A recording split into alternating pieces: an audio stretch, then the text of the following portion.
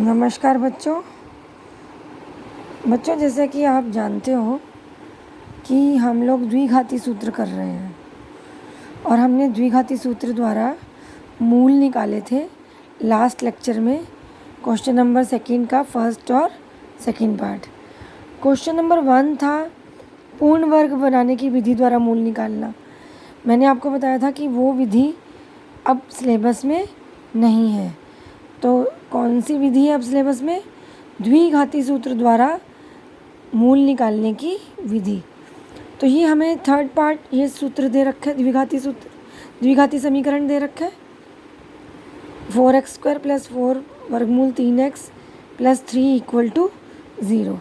ये हमें द्विघाती सूत्र दे रखा है। तो हम इस द्विघाती समीकरण को द्विघाती सूत्र द्वारा सॉल्व करेंगे। हाँ जी, मैंने पहले ही बताया था कि a क्या होता है? x² का गुणांक 4, b x का गुणांक 4 वर्गमूल 3 और c कांस्टेंट टर्म 3। तो अब द्विघाती सूत्र द्वारा क्या करना होता है? सबसे पहले हमें d निकालना होता है। तो d क्या है? b² - 4ac। b क्या है? जो वैल्यू है हमने डाल दी। 4 की जगह माइनस की जगह माइनस, 4 की जगह 4 और a की जगह ये वैल्यू और c की जगह 3 ये डाला। अब इसको सॉल्व किया। 4 4 = 16, 3 = 48। इधर तो आ गया 48। इधर 4 वर्गमूल 3 गुना 4 वर्गमूल 3, दोनों को गुना किया तो कितना आ गया? वर्गमूल 3 और वर्गमूल 3 को गुना करो क्या आता है? 3 और 4 को 4 से गुना करो क्या आता है? 16। तो ये आ गया 48। तो 48 - 48 आंसर आ गया 0। लेकिन आप सबको पता है, मैंने शुरू में ही बता दिया था, यदि d 0 है, डिस्क्रिमिनेंट 0 है, तो मूल वास्तविक और बराबर होंगे। तो देखिए अब कैसे मूल निकालते हैं हम। मूल का फार्मूला आपको पहले से बता रखा है। पहला मूल = -b प्लस वर्गमूल b² - 4ac बटा में 2a। इसमें हमने माइनस की जगह माइनस डाला और b की जगह b का मान, प्लस की जगह प्लस, और यहाँ b² - 4ac कितना आया था हमारा? 0। तो यहाँ 0 डाल दिया।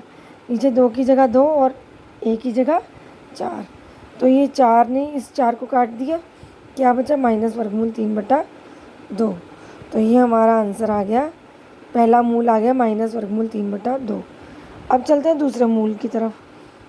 दूसरे मूल में प्लस की जगह क्या है? सिर्फ माइनस है। बिल्कुल सेम इसी प्रकार हम सारी वैल्यूज़ डालेंगे। इसी प्रकार 0 का वर्गमूल 0, तो किसी भी चीज़ में से 0 को माइनस करो वही आता है। अब ये ऊपर भी 4 है, नीचे भी 4 है, अंश में भी 4, हर में भी 4। तो 4 से 4 कट गया, क्या आंसर आ गया? माइनस वर्गमूल 3 बटा 2। अब इनका दोनों मूल देख लो, आप देख लीजिए दोनों मूल क्या आ गए? बराबर आ गए। ठीक है, तो याद रखिएगा जब भी d 0 आए तो आपके मूल क्या आएंगे? हमेशा बराबर आएंगे। अब बढ़ते हैं अगले क्वेश्चन की तरफ। अब आ गए हम फोर्थ पार्ट पर। फोर्थ पार्ट में भी ये द्विघाती समीकरण है। आप सबको पता है द्विघाती समीकरण कौन सा होता है? जिसकी सबसे बड़ी घात 2 होती है। यहाँ सबसे बड़ी घात 2 है, तो ये द्विघाती समीकरण है। अब हम a निकालेंगे। a कितना है? x² का गुणांक 2, b x का गुणांक 1 और c क्या है? 4। अब d = b² - 4ac। ये फार्मूला हमें द्विघाती सूत्र का फार्मूला हमें पता है। द्विघाती सूत्र में पहले क्या निकालना पड़ता है? d। द्विघाती सूत्र द्वारा। ठीक है बच्चों, तो द्विघाती सूत्र द्वारा निकालेंगे d। पहले b क्या है? 1 डाल दिया, माइनस की जगह माइनस, 4 की जगह 4, a की जगह 2 और c की जगह 4। तो 1 का स्क्वायर क्या आ गया? 1 -32।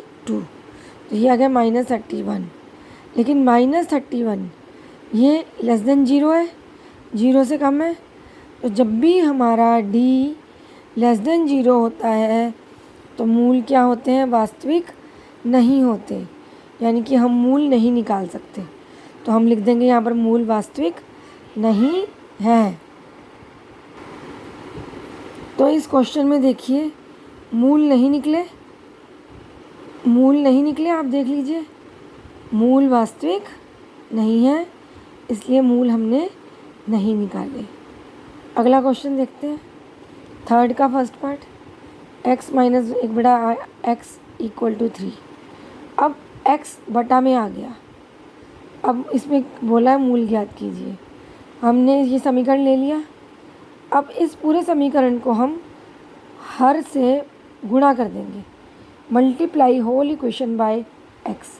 हर क्या है यहाँ पर x है, तो पूरे समीकरण को x से गुणा कर दिया, x अंदर जाके इससे भी गुणा हो जाएगा, इससे भी गुणा हो जाएगा, और x इधर राइट हैंड साइड से भी गुणा हो जाएगा।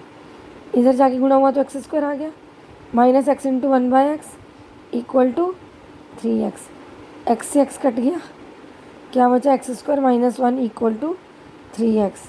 अब 3x को इधर ले आओ, तो ये आ गया x² minus 3x minus 1 equal to 0। ठीक है, ये आ गया हमारा। अब बढ़ते हैं आगे, हमारा ये समीकरण आ गया, हमने ये समीकरण बना लिया। अब ये समीकरण हमारा कौन सा समीकरण है, द्विघाती समीकरण।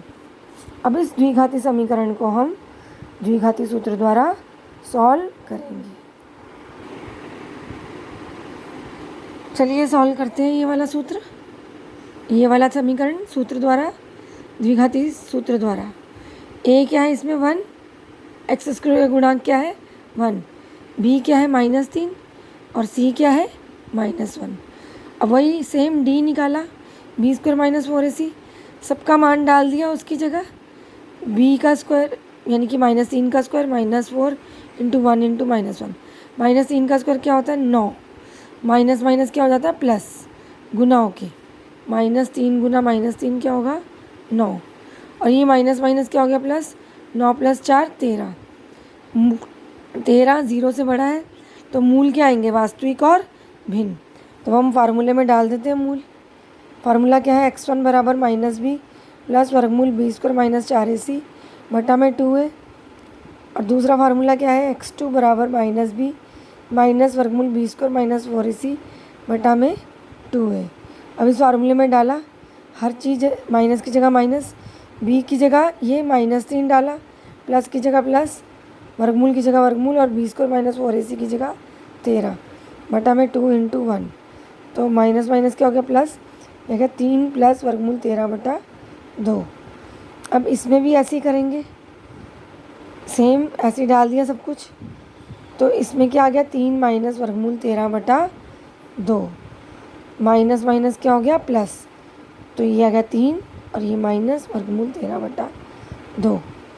अब होमवर्क क्या है, होमवर्क है बच्चों इस लेक्चर की प्रैक्टिस करिए, किसमें, प्रैक्टिस कॉपी में।